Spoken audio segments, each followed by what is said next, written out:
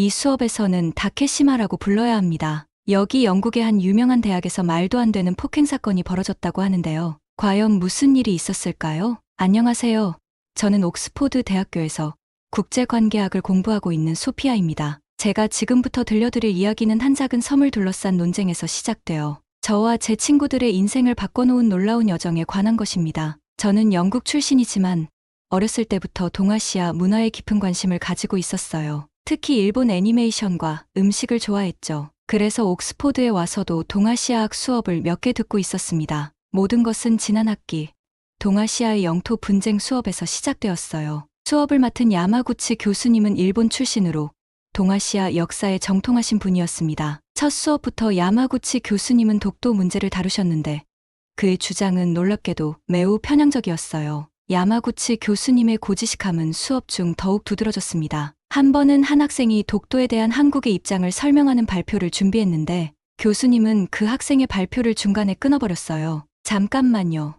교수님이 말했습니다. 당신의 발표 자료에는 독도라는 단어만 사용되고 있군요. 하지만 이 수업에서는 다케시마라고 불러야 합니다. 이는 학문적 중립성을 위해서죠. 학생들은 모두 당황했고 발표자는 난처한 표정을 지었습니다. 하지만 교수님, 다케시마라고 부르는 것 자체가 이미 일본의 입장을 전제로 하는 것 아닌가요? 민준이 손을 들고 말했어요. 진정한 중립성이라면 양쪽의 명칭을 모두 인정해야 하지 않을까요? 교수님은 고개를 저으며 대답했습니다. 그건 당신의 의견일 뿐입니다. 이 수업에서는 제가 정한 규칙을 따라야 합니다. 이런 고지식한 태도는 다른 주제에서도 나타났어요. 교수님은 항상 일본 정부의 공식 입장만을 고수했고 다른 해석의 가능성은 일절 인정하지 않았습니다. 한 번은 야마구치 교수님이 초청한 일본 정부 관계자가 특강을 하러 왔는데 그의 주장은 더 놀라웠어요. 다케시마는 고대부터 일본인들의 생활 영역이었습니다.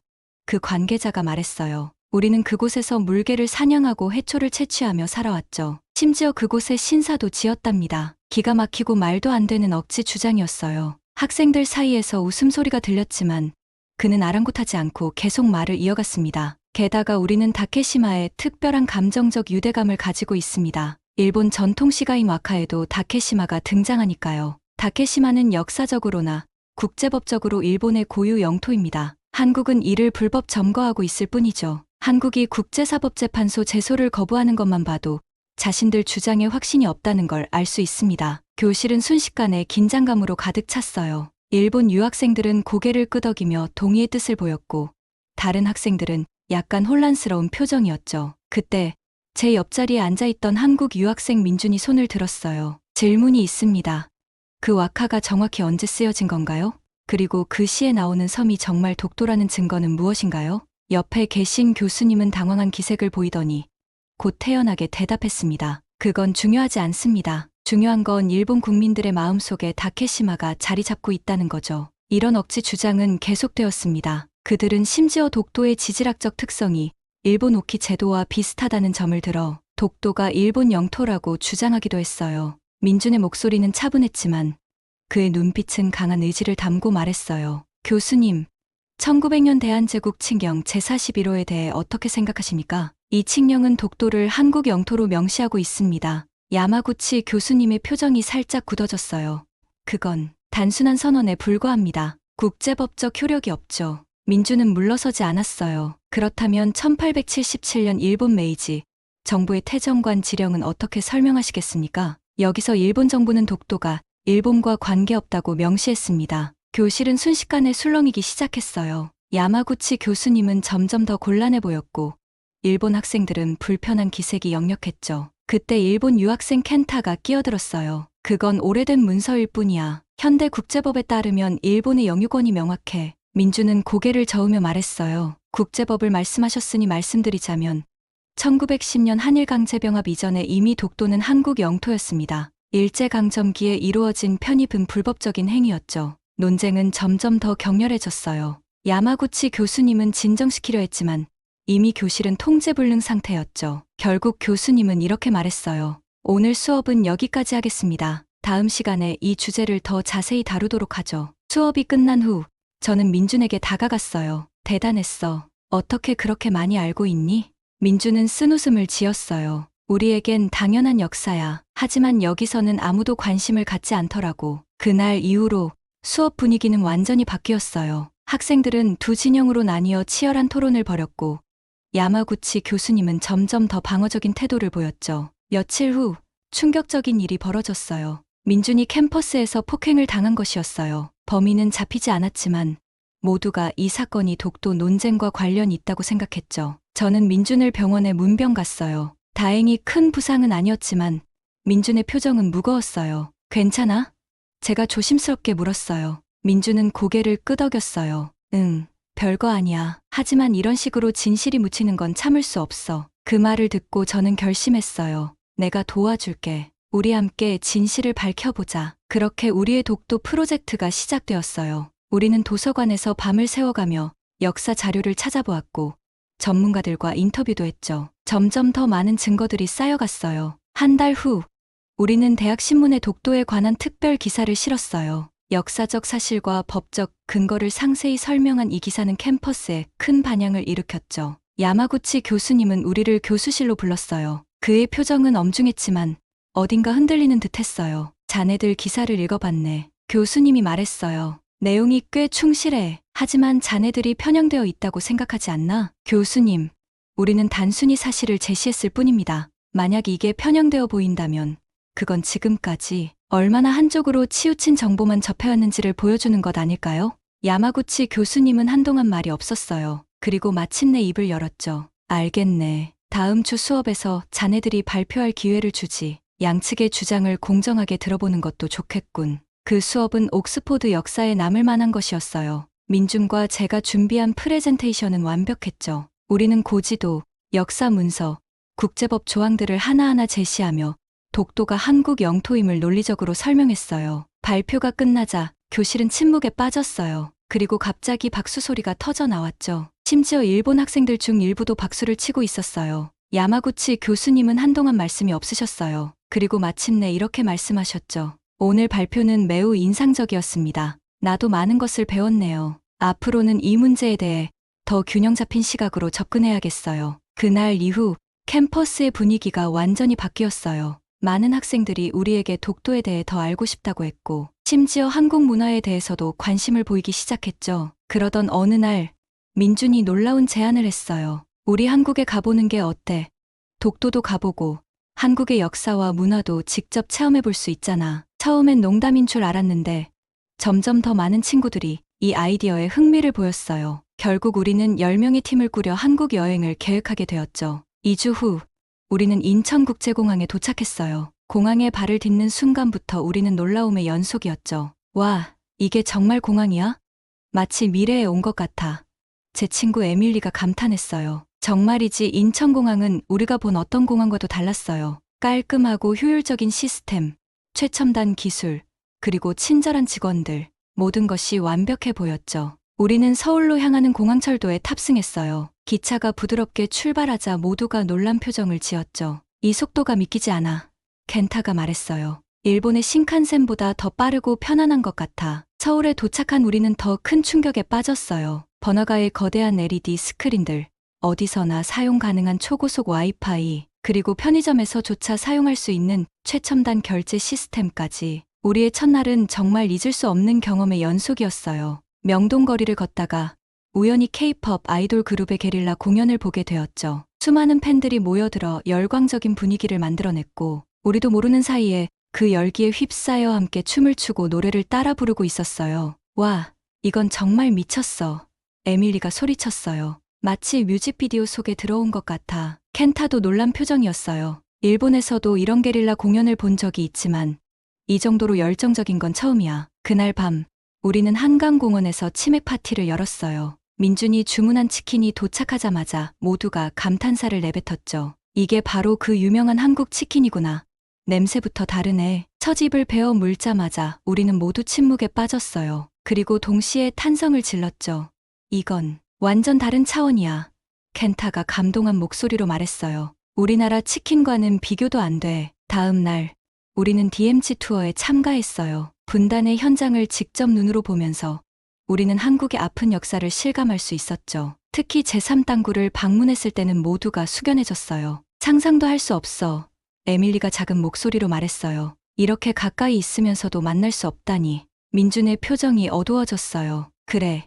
이게 우리의 현실이야. 하지만 우리는 언젠가 평화롭게 통일될 날을 꿈꾸고 있어. 그 말을 듣고 우리는 모두 민준의 어깨를 감싸 안았어요. 그 순간 우리는 단순한 여행자가 아니라 한국의 아픔을 함께 나누는 친구가 된 것 같았죠. 서울에서 우리는 한복을 입고 경복궁을 방문했어요. 고궁의 웅장함과 아름다움에 모두가 넋을 잃었죠. 믿을 수 없어. 켄타가 말했어요. 이런 오래된 건물들이 현대 도시 한복판에 이렇게 잘 보존되어 있다니. 우리는 궁궐을 거닐며 사진을 찍었는데 놀랍게도 많은 한국인들이 우리에게 다가와 함께 사진을 찍자고 요청했어요. 외국인들이 한복을 입고 있으니 신기해하는 거야. 민준이 설명해줬어요. 그만큼 한국 문화에 관심을 가져줘서 고마워하는 거지. 그 순간 저는 문화교류의 중요성을 깨달았어요. 우리가 한국 문화를 존중하고 즐기는 모습이 한국인들에게도 긍정적인 영향을 미치는 걸 직접 볼 수 있었거든요. 독도로 향하기 전날 밤, 우리는 노래방에 갔어요. 처음에는 다들 어색해했지만 민준이 강남 스타일을 부르기 시작하자 분위기가 완전히 바뀌었죠. 이거 완전 중독성 있어. 에밀리가 소리치며 말했어요. 우리 모두 안무를 따라하며 놀았죠. 그러다 켄타가 갑자기 마이크를 잡더니 한국어로 노래를 부르기 시작했어요. 민준의 눈이 휘둥그레졌어요. 너 이 노래를 어떻게 알아? 민준이 놀라서 물었어요. 켄타가 쑥스러운 듯 웃으며 대답했어요. 사실 한국에 오기 전부터 몰래 케이팝을 좋아했어. 근데 주변 눈치 때문에 숨기고 있었지. 그 말을 듣고 우리 모두 켄타를 껴안았어요. 그 순간 우리 사이에 남아있던 마지막 장벽도 무너진 것 같았죠. 그리고 마지막 날 우리는 독도로 향했어요. 배를 타고 3시간을 달려 마침내 독도에 도착했을 때 우리 모두는 숨을 멈췄어요. 와, 켄타가 작은 목소리로 말했어요. 정말 아름다워. 독도는 우리가 상상했던 것보다 훨씬 더 웅장하고 아름다웠어요. 푸른 바다와 하늘, 그리고 그 사이에 우뚝 선 섬. 그 광경은 말로 표현할 수 없을 정도였죠. 우리는 독도 등대까지 올라갔어요. 정상에 도착해서 주변을 둘러보니 모든 것이 달리 보이기 시작했어요. 이제 알겠어. 켄타가 말을 이었어요. 왜 한국 사람들이 이 섬을 그렇게 소중히 여기는지. 민준이 고개를 끄덕였어요. 그래. 독도는 우리에게 단순한 영토 이상의 의미야. 역사와 정체성, 그리고 주권의 상징이지. 우리는 모두 말없이 서로를 바라보았어요. 그 순간 우리는 단순히 다른 나라의 영토 문제를 보는 것이 아니라 한 나라의 가슴 아픈 역사와 절실한 마음을 느낄 수 있었죠. 독도에서의 경험은 우리 모두에게 깊은 인상을 남겼어요. 특히 켄타는 매우 조용해졌어요. 돌아오는 배 위에서 그가 제게 말을 걸었어요. 소피야, 나 미안해. 켄타의 목소리가 떨렸어요. 난 그동안 너무 편협한 시각으로만 이 문제를 봤어. 직접 와서 보니 이게 단순한 영토 분쟁이 아니라는 걸 알겠어. 저는 켄타의 어깨를 토닥였어요. 우리 모두 그랬어. 켄타. 하지만 중요한 건 우리가 이제 더 넓은 시각으로 볼 수 있게 됐다는 거야. 에밀리가 말했어요. 이번 여행은 정말 눈을 떴어. 한국은 우리가 생각했던 것보다 훨씬 더 발전되고 매력적인 나라야. 첨단 기술만이 아니라 전통과 현대가 조화롭게 공존하는 모습이 정말 인상적이었어. 민준이 웃으며 말했어요. 그래서 말인데 다들 한국에서 유학하고 싶은 생각은 없어? 우리는 모두 웃음을 터뜨렸지만 사실 반은 농담이 아니었어요. 이미 몇몇 친구들은 한국에서 교환학생을 가거나 인턴십을 할 방법을 알아보고 있었거든요. 독도에서 돌아온 후 우리는 부산으로 향했어요. 해운대 해수욕장에서 일몰을 보며 우리는 이번 여행에 대한 소감을 나눴죠. 솔직히 말하면 켄타가 입을 열었어요. 처음에 난 이 여행이 그저 지루한 학술 탐방이 될 거라고 생각했어. 근데 지금은 내 인생에서 가장 의미 있는 경험이 됐어. 에밀리도 고개를 끄덕였어요. 나도 그래. 한국에 대해 이렇게 많이 배울 줄 몰랐어. 역사, 문화, 기술, 모든 면에서 놀라웠지. 저도 제 생각을 털어놨어요. 이번 여행으로 난 편견이 얼마나 위험한지 깨달았어. 직접 보고 경험하지 않고는 절대 알 수 없는 것들이 정말 많구나. 민주는 잠시 말없이 우리를 바라보다가 말했어요. 고마워, 모두들. 너희가 이렇게 한국을 이해하려 노력해줘서 정말 고마워. 이런 게 진정한 문화 교류라고 생각해. 그날 밤, 우리는 부산 국제시장에서 열린 축제에 참가했어요. 길거리 음식을 먹으며 전통 공연을 구경하는 동안 우리는 마치 오래된 친구들처럼 서로의 팔짱을 끼고 다녔죠. 축제의 하이라이트는 소원능 날리기였어요. 우리는 각자 등불에 소원을 적었죠. 난 뭘 적어야 할지 모르겠어. 켄타가 고민하며 말했어요. 민준이 웃으며 대답했어요. 한일 관계가 개선되기를 바란다고 적는 건 어때? 켄타는 잠시 생각하더니 고개를 끄덕였어요. 우리 모두 그 아이디어에 동의했고 다 같이 한일 관계 개선과 세계 평화를 위한 소원을 적었답니다. 하늘로 올라가는 수천 개의 등불을 보며 우리는 각자의 마음속에 새로운 희망과 결심이 자라나는 것을 느꼈어요. 영국으로 돌아가는 비행기 안에서 우리는 이번 여행이 단순한 학술 탐방이 아닌 우리의 인생을 바꾼 전환점이 되었다는데 모두 동의했어요. 다들 약속하자. 제가 제안했어요. 우리가 배운 것들, 느낀 것들을 절대 잊지 말고 계속해서 서로 이해하고 존중하기 위해 노력하자고. 모두가 고개를 끄덕였고 우리는 손을 모아 약속의 의미로 겹쳐 쌓았어요. 영국으로 돌아온 후 우리의 변화는 눈에 띄게 나타났어요. 야마구치 교수님의 수업에서 우리는 더 활발하게 토론에 참여했고 동아시아 문제에 대해 더 균형 잡힌 시각을 가지게 되었죠. 놀랍게도 야마구치 교수님도 변화했어요. 그는 더 이상 일본의 입장만을 고집하지 않고 다양한 관점에서 역사를 바라보려 노력했죠. 심지어 한 번은 수업 중에 이렇게 말씀하셨어요. 여러분, 역사는 결코 한 가지 관점으로만 볼 수 없습니다. 우리는 항상 다양한 시각에서 사실을 바라보고 서로의 입장을 이해하려 노력해야 합니다. 우리의 독도 프로젝트와 한국 여행은 옥스포드 전체에 작은 파문을 일으켰어요. 동아시아학과에서는 한국학 강좌가 늘어났고 한국어를 배우려는 학생들도 크게 증가했죠. 우리의 변화는 주변 사람들에게도 큰 영향을 미쳤어요. 우리는 동아리를 만들어 한국 문화를 알리는 활동을 시작했고 매년 한국 주간 행사를 개최하게 되었죠. 야마구치 교수님은 우리의 활동을 적극적으로 지원해 주셨어요. 심지어 한국의 대학들과 교류 프로그램을 만드는데 앞장서셨죠. 지금도 우리는 종종 모여 그때의 추억을 나누곤 해요. 독도에서 시작된 우리의 여정은 단순히 끝나지 않고 지금도 계속되고 있답니다.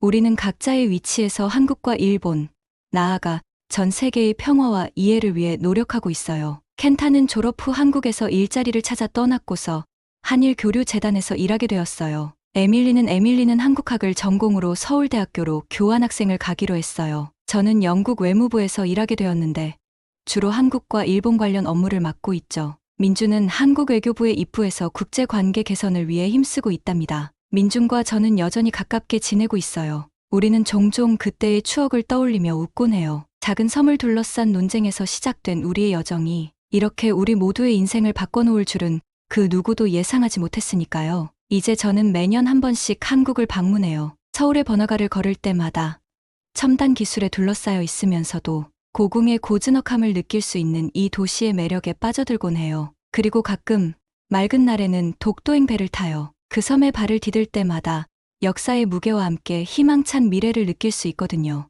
우리의 이야기는 단순한 학술 논쟁에서 시작되었지만 결국은 서로를 이해하고 존중하는 법을 배우는 여정이 되었어요. 독도는 이제 우리에게 단순한 섬이 아니라 열린 마음과 상호 이해의 상징이 되었죠. 그리고 그 과정에서 우리는 더 나은 세상을 만들어갈 수 있다는 희망을 보았답니다. 이 경험을 통해 저는 깨달았어요. 진정한 이해와 평화는 책상 위의 토론이 아니라 직접 경험하고 느끼는 데서 온다는 것을요. 우리가 편견의 벽을 넘어 서로를 이해하려 노력할 때 비로소 우리는 진정한 세계 시민이 될 수 있다는 것을 말이에요. 이제 저는 이 경험을 바탕으로 세계 곳곳의 분쟁 지역에 대해 더 깊이 공부하고 있어요. 언젠가는 이런 지역들을 직접 방문해서 그곳 사람들의 이야기를 듣고 이해하고 싶어요. 그리고 그들의 이야기를 세상에 전하고 싶어요. 우리의 독도 여정은 끝났지만 서로를 이해하고 존중하는 우리의 여정은 계속되고 있어요. 이 이야기가 여러분께 작은 영감이 되었기를 바랍니다. 우리 모두가 조금 더 열린 마음으로 세상을 바라볼 수 있다면